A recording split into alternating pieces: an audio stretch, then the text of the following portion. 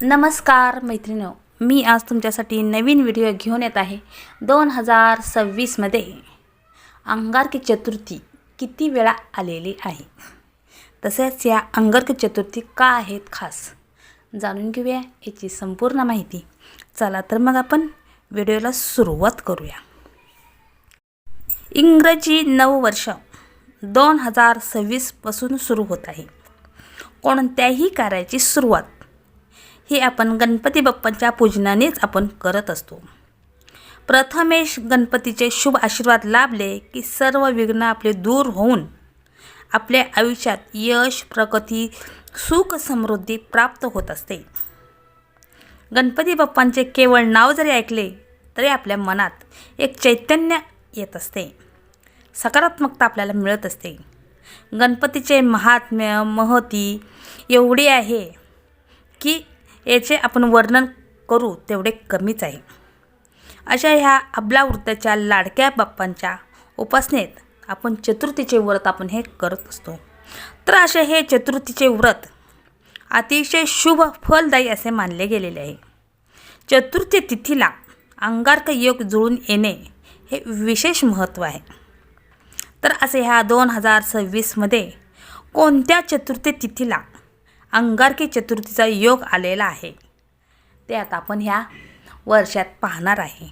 चला तर मग आपण माहितीला सुरुवात करूया. गणपती बाप्पा हे अबलावृद्धाचे आराध्य दैवत म्हणून आपण गणपती बाप्पांना मानत असतो.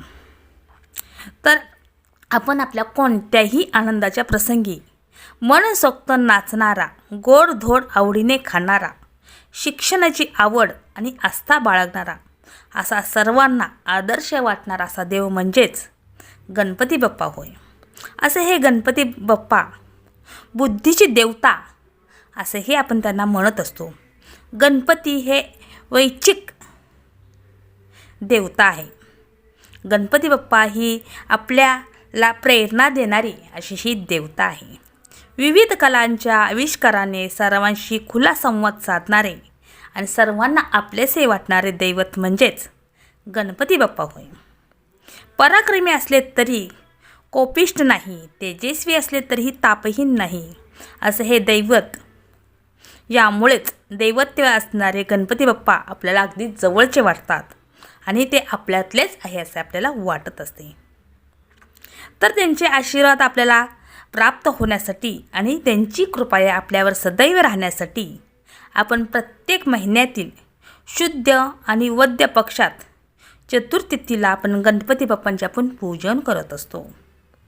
तर असे हे गणपती बाप्पा आपण संकष्ट चतुर्थीला आपण गणपती बाप्पांचे पूजन करत असतो. मात्र अशी ही संकष्ट चतुर्थी जर मंगळवारी आली तर तिला अंगारकी चतुर्थी असे आपण म्हणत असतो. तर अंगारक म्हणजे मंगळ आणि चतुर्थी म्हणजे पुण्यप्रद लाभलेले आहे. अशा ह्या मंगळवारी येणाऱ्या अंगारक चतुर्थीला आपण अंगारकी चतुर्थी असे म्हणत असतो. तर अंगारकी चतुर्थीला गणपती बाप्पांचे आपण विशेष पूजन जर केले तर त्यांचे आपल्याला आशीर्वाद भरभरून आशीर्वाद आपल्याला मिळत असतात. तर संपूर्ण वर्षात केवळ काहीच म्हणजे किती अगदी थोड्या चतुर्थीला तिथीला अंगारकीचा योग येत असतो. तर अशा ह्या अंगारकी चतुर्थीला अंगारक म्हणजे मंगळ ग्रह जो निखाऱ्यासारखा लाल भडक दिसतो त्यानेच भारद्वाज ऋषीकडून गणेश मंत्र घेतला आणि गणपती बाप्पांची उपासना केली. असे हे गणपती बाप्पा मंगळवारी आले की त्याला आपण अंगारकी चतुर्थी असे म्हणत असतो. तर असे हा 2026मध्ये किती वेळा अंगारकी चतुर्थी आलेली आहे, कोणत्या महिन्यात आलेली आहे याची माहिती आता आपण पाहणार आहोत. तर पहिली 2026मध्ये पहिली अंगारकी चतुर्थी ही 6 जानेवारी 2026 रोजी म्हणजेच मराठी महिन्यातील पौष महिन्यातील संकष्ट चतुर्थी ही अंगारकी चतुर्थी आलेली आहे. तर अशा ह्या चतुर्थीचा चंद्रोदय हा रात्री 9:22 हा चंद्रोदय आहे. अशी ही अंगारकी चतुर्थी, पहिली अंगारकी चतुर्थी ही 6 जानेवारी 2026 आलेली आहे. तसे ह्या वर्षामध्ये अंगारकी चतुर्थी ही 3 वेळा आलेली आहे. जर वेळेस अंगारकी चतुर्थी एकदा किंवा दोनदा वर्षामध्ये येत असते. ह्या वर्षी मात्र 2026 अंगारकी चतुर्थी ही 3 वेळा आलेली आहे. पहिले अंगारकी चतुर्थीचा योग हा 6 जानेवारी 2026 आलेला आहे. तसे दुसरी अंगारकी चतुर्थीचा योग हा 5 मे 2026 रोजी म्हणजेच मराठी महिन्यानुसार वैशाख महिन्यातील संकष्ट चतुर्थी ही अंगारकी चतुर्थी म्हणून आलेली आहे. त्यावेळेस चंद्रोदय हा रात्री 10:19 हा त्याचा चंद्रोदय आहे. असे ही दुसरी अंगारकी चतुर्थीचा योग आहे.